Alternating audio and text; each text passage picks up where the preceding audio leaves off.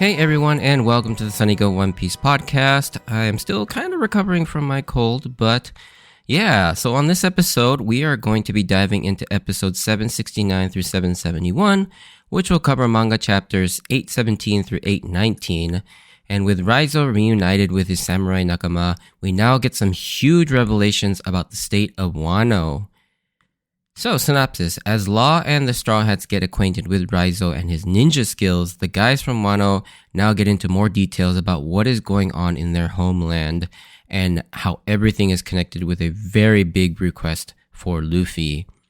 Alright, so differences. So, in the anime, we see more moments of the men in the crew along with Law being really disappointed with Raizo not living up to their expectations of what a ninja should be in their mind, which is really funny, so I'm kind of glad that they added all these.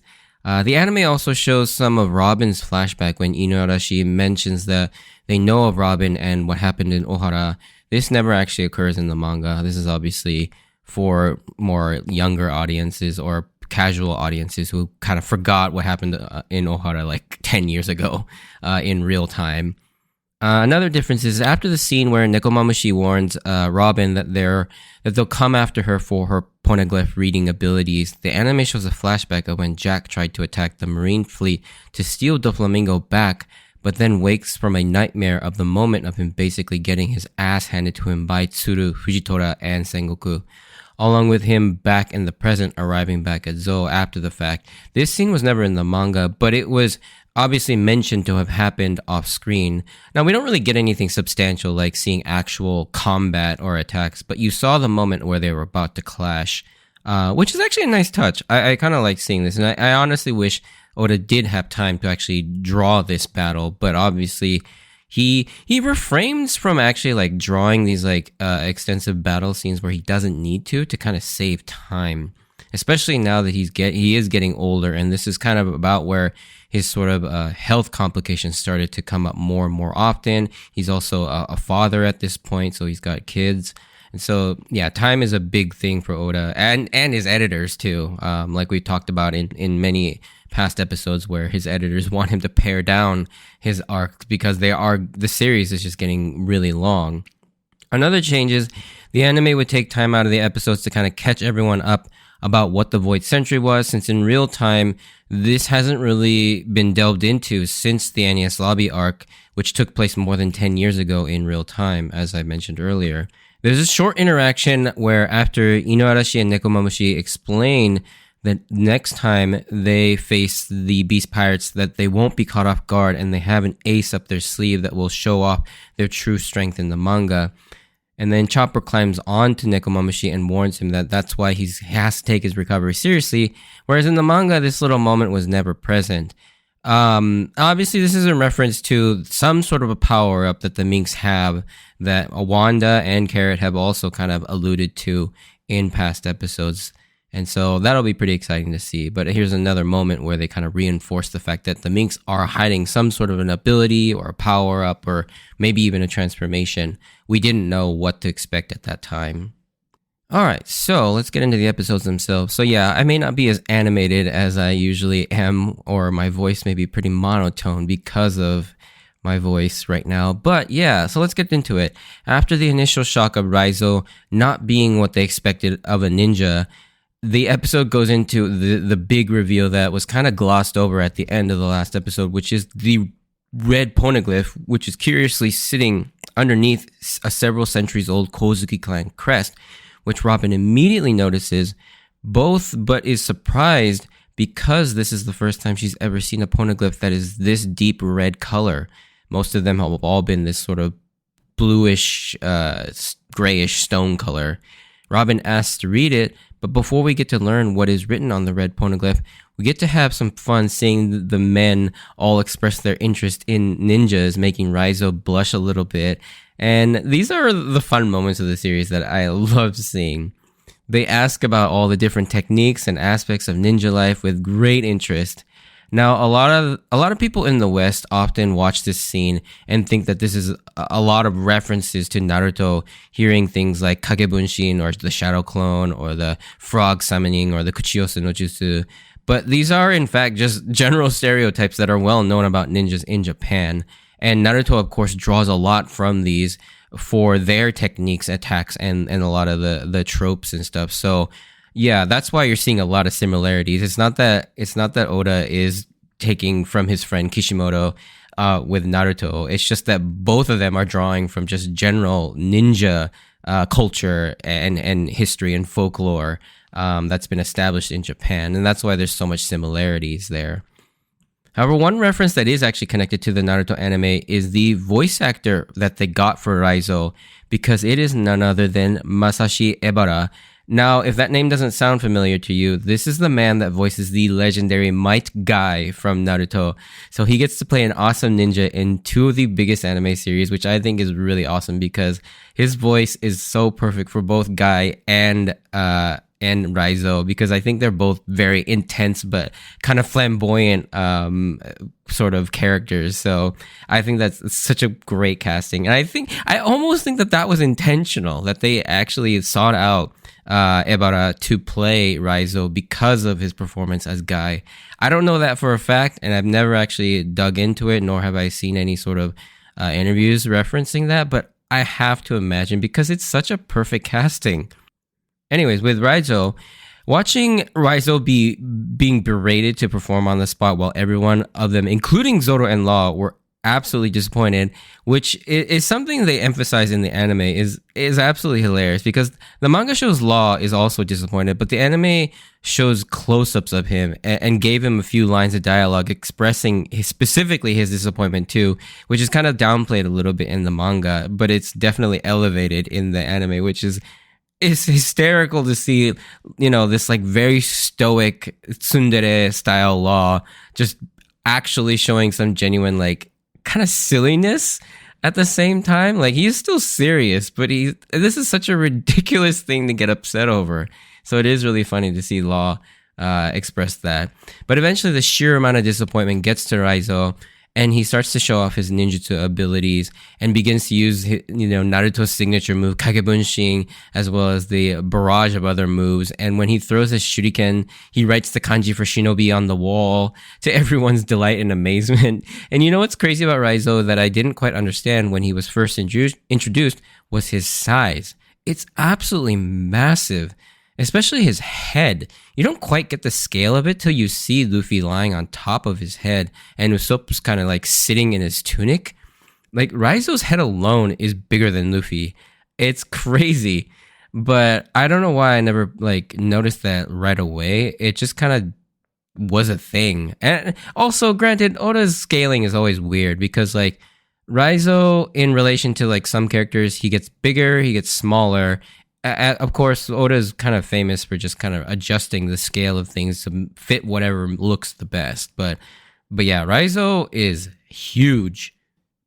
And as they finally leave the whale tree, Raizo and the samurai get to fully see the destruction that was wrought on Zou at the hands of Jack and the Beast Pirates, which affects them deeply, that this was all to protect them, which I can imagine is a tough pill to swallow for them, especially how caring and thoughtful they all seem to be. Even though the anime does slow down the pacing to show the destruction of Jack, I think this was an effective use of that time to show the impact that Jack truly had on the Minks, as well as what kind of people the guys, from Wano are. Just seeing how heartbroken they are that this happened at the expense of them. And it really shows that these are really good people, and that, when we do get to that point where you want to help them, that emotion is built up even more, because yeah, these are good people. You want to help them, and you love seeing that, and that's why that moment near the end of this set of episodes is really is impactful. After this brief moment of reflection, though, Nekomamushi calls them back inside, as Robin has finally finished deciphering the poneglyph, and with Nami's sort of nautical skills is able to determine that what's written on there are directions to somewhere, with Inuarashi further explaining that these red poneglyphs are called road poneglyphs that they have been tasked to protect, because these poneglyphs specifically detail how to find the final island of Lattail, where the One Piece is hidden, as Crocus mentioned, all the way back at the Twin Capes, which Luffy remembers and gets super excited, obviously. However, Inuarashi goes to tell them that there are 4 road poneglyphs, But Luffy, so amped up at this revelation, immediately and hilariously jumps to the wrong conclusion that there are 4 laugh tails, each one pointing to their own specific laugh tail. But actually further explains that you need all 4 road poneglyphs and use the information contained in all of them to triangulate where Laugh Tale and the One Piece are. And this is such a huge and chills-inducing moment because for the first time in a very long time, you start to feel like you are actually getting closer to finding the One Piece. Although, granted, 10 years on from this episode, this series is still going strong, so I guess we weren't that close, but this was our first real step towards finding the One Piece, and the anime gives this moment the significance that it deserves with the music and the character reactions. It does it. I think this is one of those things where, like, yes, the anime is better than the manga because it can give you this sort of emotional punch. The anime or the manga is great, but the anime, there are some ways that it is better. But before we move on, there are a couple translation notes to discuss here. First is that in many translations, the final island Laugh Tale is still referred to here as Raftel, because at this point, Oda had not yet revealed the English romanization of it, and because of how in Japanese, there isn't really a clear distinction between R and L sounds, and also the fact that if it really were supposed to be Laugh Tale in Japanese, it probably should have been written with the elongation indicators to make it more sound like Lafu Teiru instead of Rafteru. Like there's no elongation in the laugh and the tail. So it just sounds like Raftail. So you can't really blame anyone for thinking it was Raftail. And this was finally cleared up in of all places in the movie One Piece Stampede, which is insane.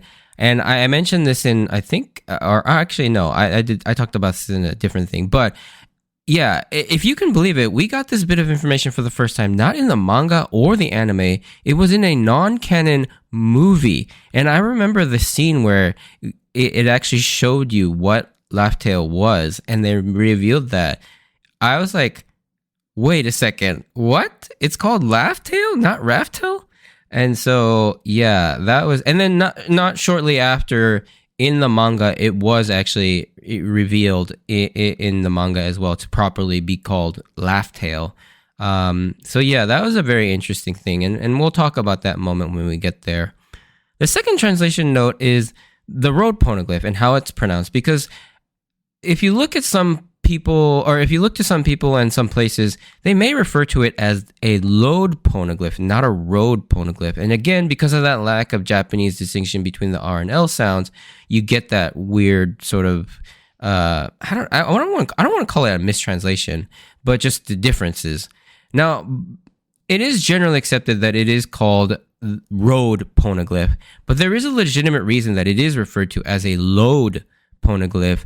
And they both pretty much convey the same meaning. I can't quite get into the specifics here, as the reason for this other pronunciation hasn't quite yet been revealed, and won't be revealed for a couple more episodes or several more episodes or so. But when we get there, we can circle back and I can explain further where this second pronunciation comes from. So, whatever pronunciation you want to use, road or load, and by load, I mean L-O-D-E, not L-O-A-D, but yeah, like a just like a pathway. And so, yeah, there's a reason for that and why generally both can be accepted, but road poneglyph is kind of now the default standard, I feel like, among the community and most of the official translations at this point.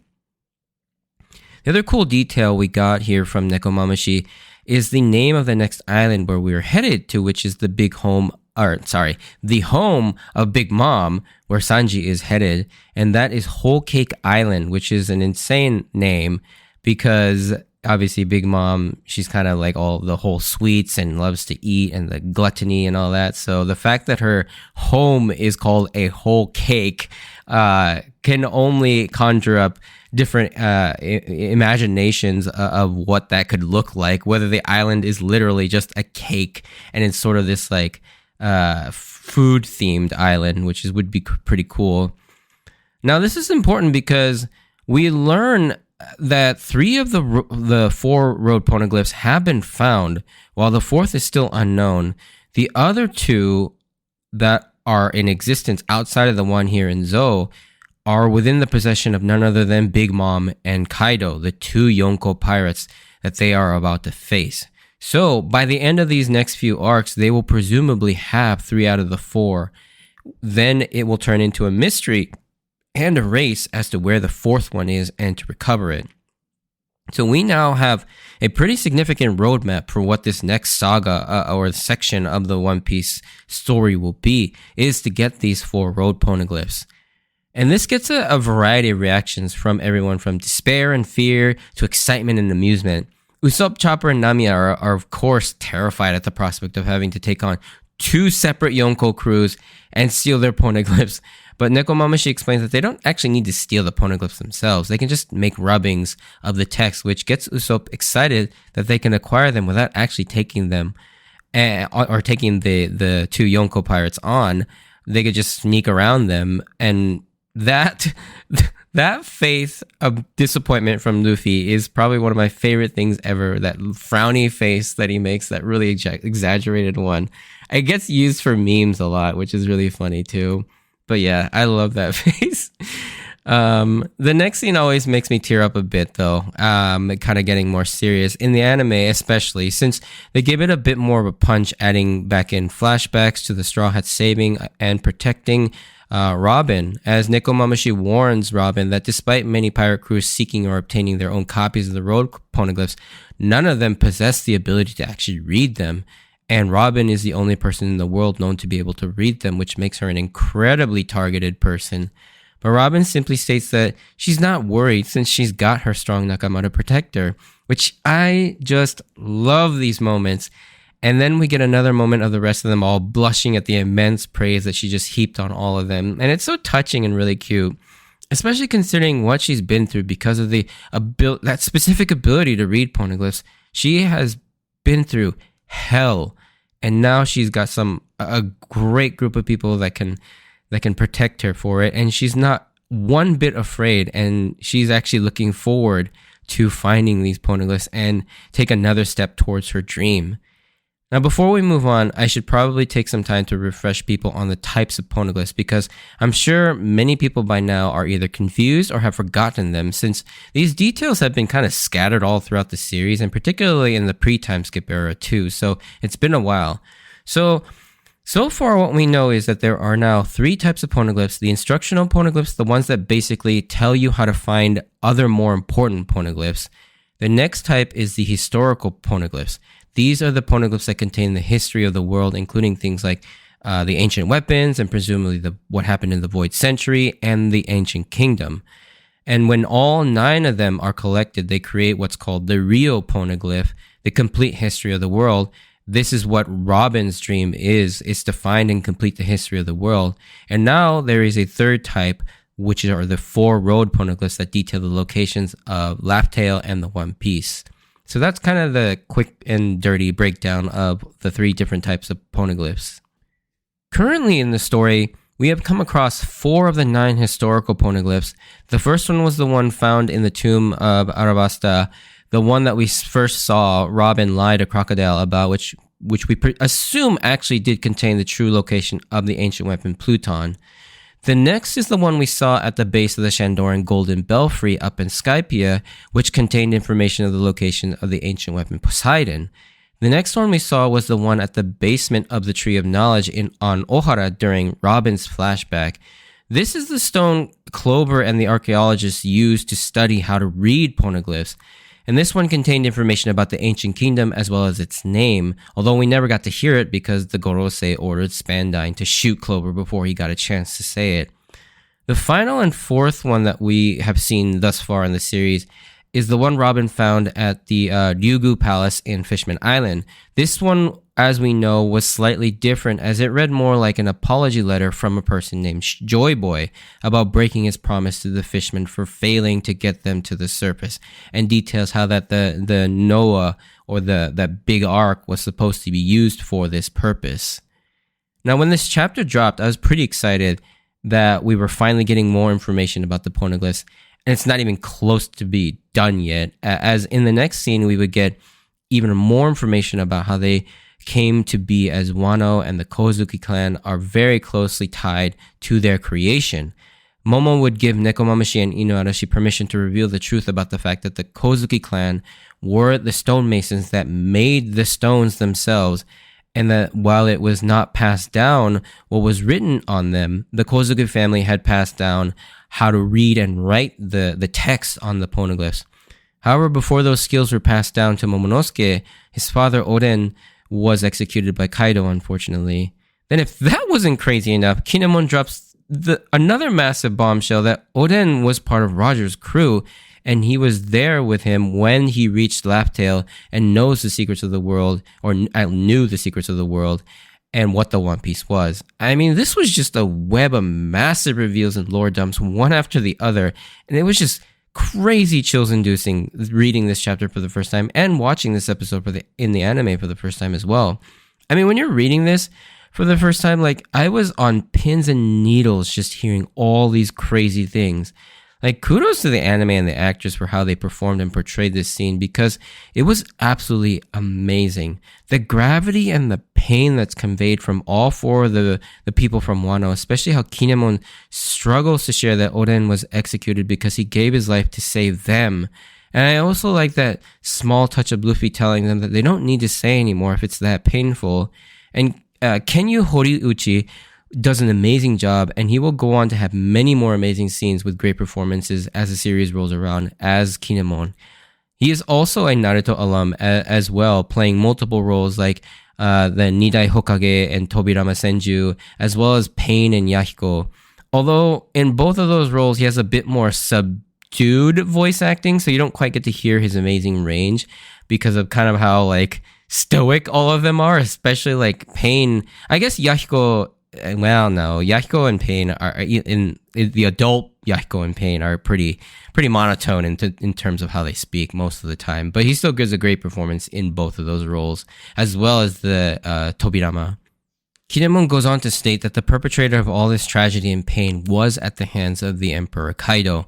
And not only that, he is still on Wano, ruling over it, because Oden had knowledge of Laptail and the One Piece, and thinks that Oden's retainers had information that he passed down onto them, hence why he's been chasing them. However, Oden, not wanting to burden his retainers with that information, never divulged it to them, probably fearing this exact situation unfolding at some point. They explained that Oden's dying words and why he saved his retainers were to open Wano's borders. Now, this is interesting because this would mean that not only is Wano going to be an island based on Japan itself, which is obviously very special, unlike the other islands based on other real-world locations. This is Oda's and the target audience of One Piece, all of their homes of Japan. And this goal to open the borders reflects Japan's real-world history of its sort of isolationist philosophy and foreign policy called sakoku, or locked country, from the 1600s to the mid-1800s. Where Japan severely restricted trade and interaction with other nations and banned any foreign nationals from entering the country, while also not allowing anyone from Japan to leave. And at this point in the series, it was becoming clear that it really does seem like Oda will be drawing a lot of influences for Wano from Japan during this period of time. And it is still unclear why Oden wanted to open the borders or what significance it has to the overall world or the story, but it will be significant, no doubt. Now, obviously, you can make some inferences to real world, what happened when Japan opened its borders and became part of the world global economy and foreign policy and all of that. Whether that actually plays out, we'll have to wait till we actually get to Wano. I personally can't remember what I was thinking about Wano at this point, at this revelation, because obviously I knew about its connection to Japan, but yeah, I guess I wasn't really thinking about it too much. I might have thought about it a little bit and what the opening the borders might mean in terms of what it would mean for the One Piece world in relation to what it meant for Japan in the real world. But yeah, it is interesting that, yeah, I don't remember what I actually thought about this point. I should have written, I should start writing things down when I read chapters so that I kind of remember what I actually thought about them. But yeah, this was almost 10 years ago, and I honestly cannot remember what I thought about this moment. Maybe I didn't even think about it at all. Maybe it didn't quite even register for me. That's why I don't remember. I guess I just wasn't reading One Piece as thoughtfully as I am now. But anyways, moving on. There are many people on Wano willing to rebel and fight back, and with their strength is still not enough to face the power of Kaido and the current shogun of Wano, which is why they went out to sea to seek the help of the Minks and to gather other powerful allies to help them. And with that in mind, we get yet another amazingly chills-inducing moment as everything begins to coalesce into something epic in terms of the direction of the story. Kinemon, Kanjuro, Raizo, they bow their heads down, knowing that this is a massive ask, and beg for Luffy and Law's help in fighting Kaido after having seen their overwhelming strength over the last 2 arcs. And oh my god, I got chills at this moment, and even seeing it again, it's still chills inducing, especially because we know that they were already targeting Kaido anyways, and they can now all work together in unison. However, despite pretty much everyone being completely on board, shockingly, or not so shockingly, Luffy is the lone holdout from accepting and flat out refuses right off the bat. And at first you're like, what? Along with Nami hilariously thinking that this is an opportunity to negotiate a monetary reward, which is funny, calling back to like Vivi and on all of that. But then you quickly realize what is going on in Luffy's mind as he starts to yell at Momonosuke and scolds him for just standing there crying when he's supposed to be their leader and ruler. This outburst from Luffy also explains why he's been so critical of Momo being so high and mighty earlier, and even back in Punk Hazard, you kind of got that sense too. Everyone comes to Momo's defense that he's still an 8-year-old child, but Momo, hearing this, remembers the day his father was executed and how powerless against Kaido he was, and finally asks Luffy for help. But before Momo can finish, Luffy stops him, and then he agrees to join forces and help. And just like with everyone else thus far, Luffy won't act and help just out of the graciousness of his heart. He will only act when he sees that you are also willing to fight and help yourself first. This has been the case from the very beginning of the series. This is something that has been very consistent about Luffy's character, which I love. And you understandably feel for Momonosuke having to deal with such heavy burdens at just 8 years old, and it seems a little unreasonable for Luffy to hold Momo up to that kind of a standard, and I don't think he would have done so until he saw Momo kind of act all superior, high and mighty earlier, essentially talking down to the other samurai and the Minks when they all have shown incredible strength, will, and sacrificing their lives, yet Momo up till now has not really done much outside of flying Luffy out of that pit in Punk Hazard, and that was kind of done by accident almost. Luffy saw how unearned that level of respect Momo was getting, and knowing what we know of Luffy, he hates people that have authority with no respect for it and hasn't earned it. He wanted to make sure that Momo understood what he was asking of everyone. I mean, really, Luffy doesn't really see a difference when it comes to authority. Since when has Luffy ever really treated anyone in a position of authority any differently from a normal person? He pretty much treats everyone the same, whether it's a random person or a king or a mayor. They're all treated the same by Luffy. Heck, he even treats animals with the same level of respect. Like if you cast your mind back to Orange Town, even while Nami was yelling at Luffy was the only one who actually treated Shushu like an equal and empathized with him for showing courage in fighting Moji and Richie all the way back in that arc. And that's why Luffy decided to help him get back what he could, even though it was only one box of pet food. And you could also see how that equal level of respect led to him gaining Hancock's respect and love as well. He was the only one outside of her sisters to treat her like an equal, which was probably not only refreshing for Hancock, but also it felt authentic for someone as idolized as Boa Hancock was. And so this sort of trait that Luffy has, yeah, it can kind of seem a little insensitive and even almost disrespectful sometimes, but it is true that Luffy just genuinely and sincerely treats everyone as a person, regardless of what their class, their standing, their power, whatever it is. He treats everyone the same. And I think that's a quality that a lot of people at first don't really notice about Luffy, but then they realize, yeah, this is important. And you see that with Kinemon, who also comes to understand this as well, that it doesn't do well to treat Momo with kid gloves in this situation. He has to understand that asking others to put their lives on the line for him, he needs to know what that means, and he needs to take some responsibility if he's going to order these people around. Some people may think Luffy is being really unreasonable, expecting the 8-year-old child to be able to grasp these concepts, or that he's being immature and inconsiderate. But time and time again, we know that when it comes to people, Luffy just innately knows how to get through to what they need most. And when he needs to be soft and reassuring, like he was with Isa back in Skypiea, when she was scared that her loved ones were going to get killed by NL, Luffy just reassuringly told her that he won't let that happen. And because that's what Isa needed at that moment. But with Momonosuke, he recognized that, yeah, this kid is in a lot of pain, but he probably saw that he can handle this. And he wanted to make sure that that was actually the case before he decided to help. Now, one thing I might talk about this in the spoiler section, because I don't know when. I guess I could talk about this more when this actually happens. But there's a bigger context to this idea with Luffy because of who he is and what he becomes later in this series. And so, actually, I'm not going to talk about it in this spoiler section because I don't think it's.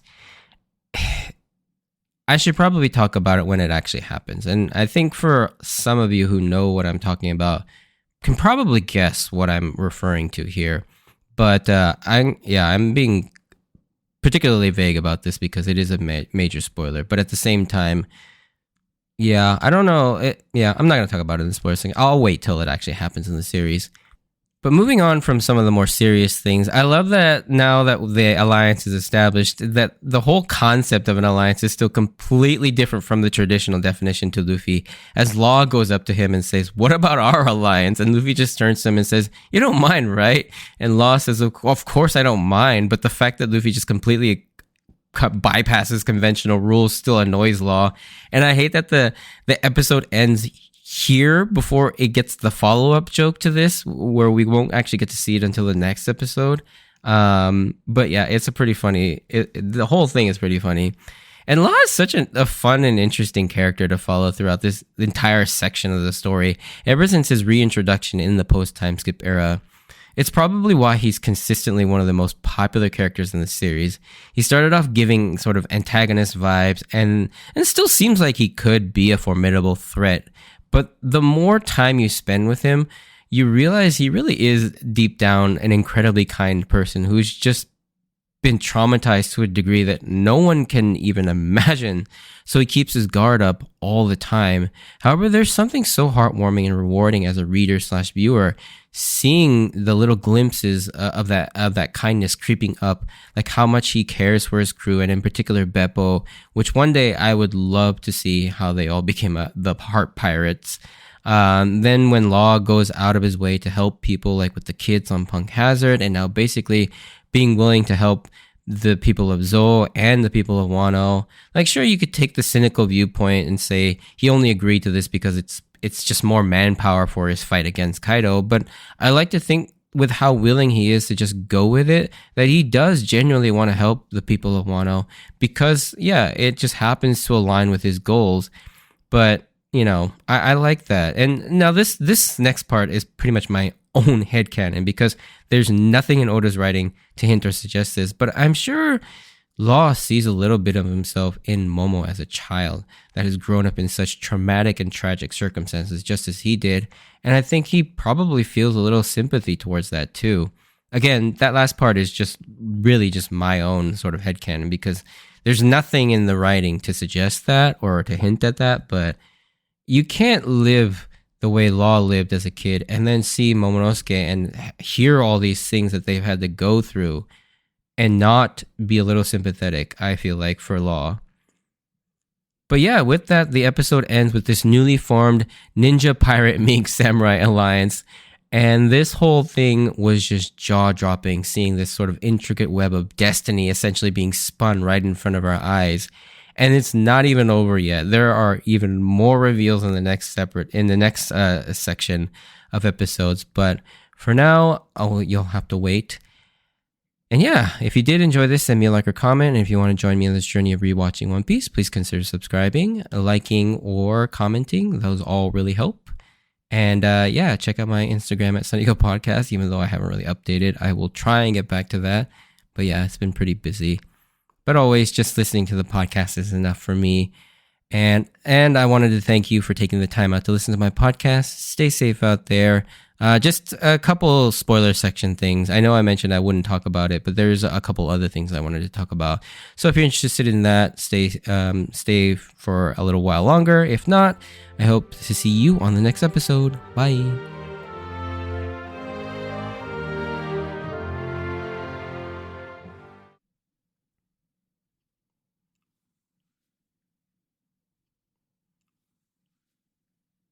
Okay, so spoiler section. Again, most of these aren't really scripted, so it's mostly just me rambling. But one thing I wanted to mention that now that I've rewatched this after having seen Wano, because I haven't really watched Zo after I saw Wano.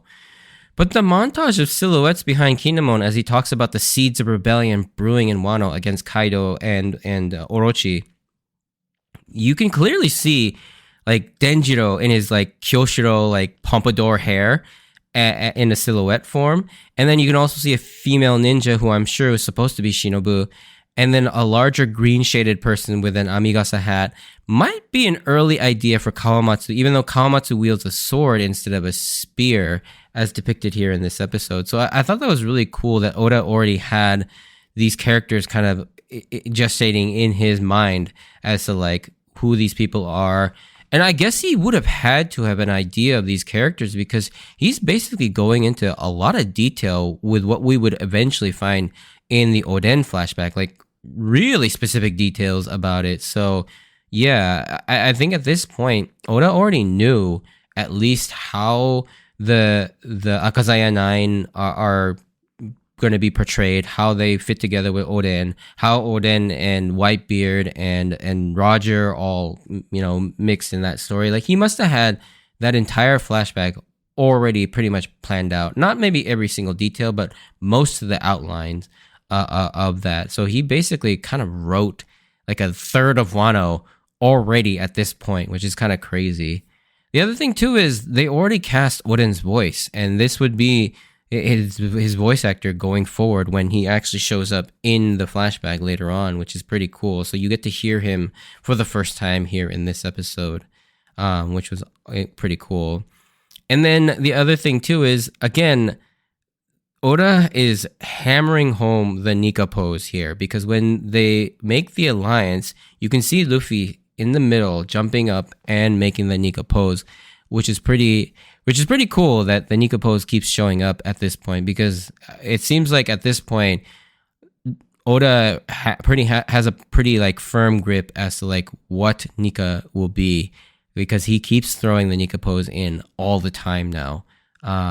We saw it first in the Skypiea, the big bonfire scene, but between then and now we hadn't really seen it very often, if at all. I'm trying to think if there were any other moments where we saw that. But then once we got to Zo, like we've already seen it 3 times now, which is pretty crazy. So I like that Oda is already building up towards the end of Wano and the climax with Gear 5th and the Nika form, which is pretty cool. And so, yeah. And like I said, I kind of wanted to mention the thing I wanted to really dive a little bit more deeper into, but I will probably save for when we actually get to this point, is sort of the idea of like, because we now know that Luffy essentially is a god, or at least he has the powers of a god. He's the sun god. And so one thing that comes up often is the idea of, people just praying to a god to solve their problems. And there's this persistent theme throughout the story about how, praying to God is not enough. You have to want to make the changes yourself, and you have to be willing to put in the work. And I think that's a perfect encapsulation of what Luffy is. The fact that, yeah, he is a god that will do miraculous things and save you if you ask and pray to him or whatever you do. But at the same time, he won't do it unless you're willing to put in the work too.